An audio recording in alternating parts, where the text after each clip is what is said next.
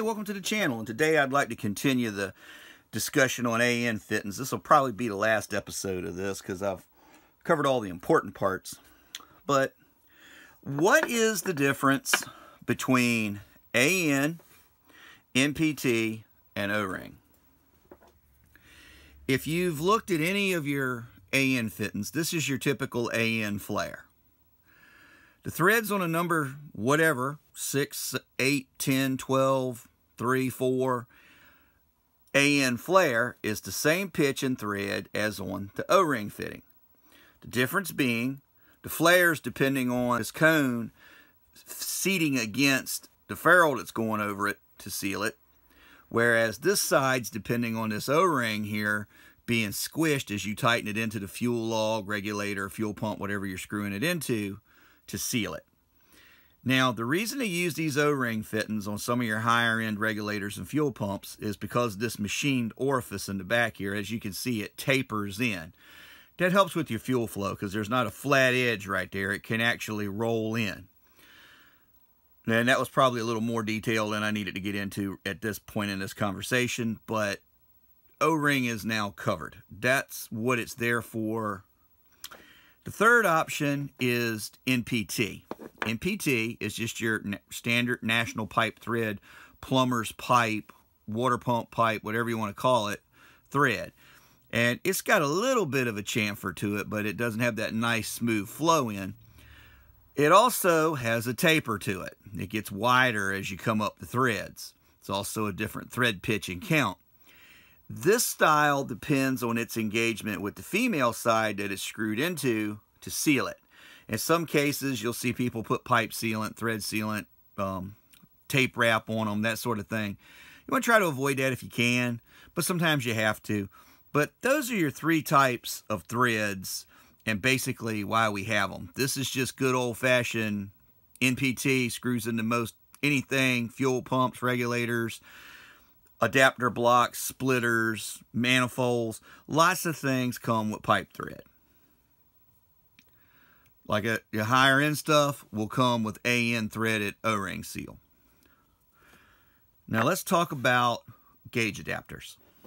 This is a standard AN to NPT with the 1/8 inch gauge adapter. This could go in a transmission line, this could go in a fuel line, this could go in an oil pressure line. It doesn't matter. These are also available with AN on each side. I believe they're available with O-ring on each side, maybe from a different manufacturer. The trouble with these is when you screw them in with the NPT, you got to go until they tighten up. So you see how that gauge port's moving. That gauge port may end up pointing straight down, and we need it to point that way. Well, what are we going to do about that? That's why we have the gauge swivel. This works just like a hose in. It lets you put the gauge in, position it where you want it, and then you can tighten this ferrule up and lock that gauge down where you want it to be. It could point this way, that way, straight down, straight up. It doesn't matter. It's sealed. It's in a good location to view it, and then you can run your line on from there. That's why we have so many options of gauge mounting. I've gotten where I pretty much use these. Where you commonly see these is on nitrous bottles, but I've got them where I use them coming out of fuel pump regulators, fuel pressure regulators. Let me put gauge adapters down on the side of the block, so I got a good place to bring a line out for a rear oil pressure gauge on some of the small block applications. These things are just really handy to have.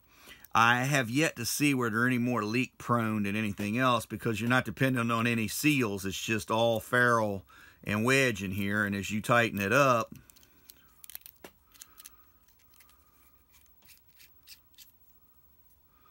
see, now it won't move, but if I need it to twist the gauge, all I got to do is break the ferrule loose, and I can spin the gauge independently of the ferrule and then lock the ferrule back down.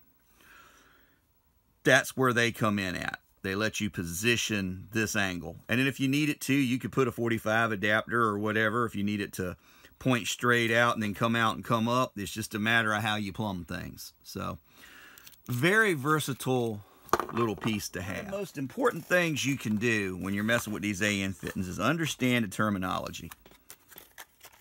I'm going to pop this out here. And as you can see, I've got a little mixture of brands going here. Nobody's sponsoring this series. This is a coupler. Knowing this terminology will help you explain to your parts person, or when you're looking at the books, to know what it is you need to do to your car. Coupler is female on both sides, and as you can see, swivels independently. Very handy to have for making a repair on a line, or if you got a splice in a line, that sort of thing.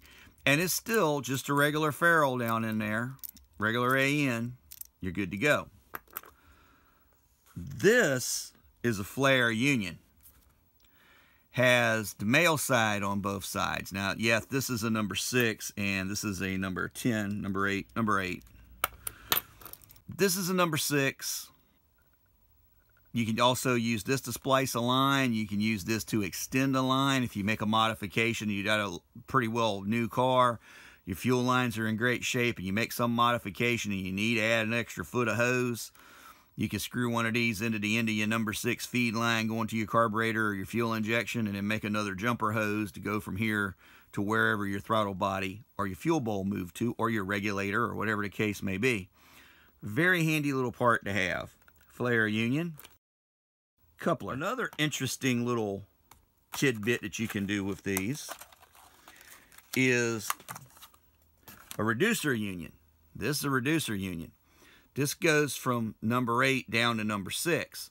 So let's say we swap out our big block for small block, and we got number 8 coming out of our regulator, but the small block set up to be fed by number 6 lines. Instead of having to replumb everything, we can just go ahead and put one of these in the end of our number 8 line, use the appropriate number 6 size coupler, and bypass a lot of problems and save us a little money on fuel line if we're just temporarily swapping in one motor for the other.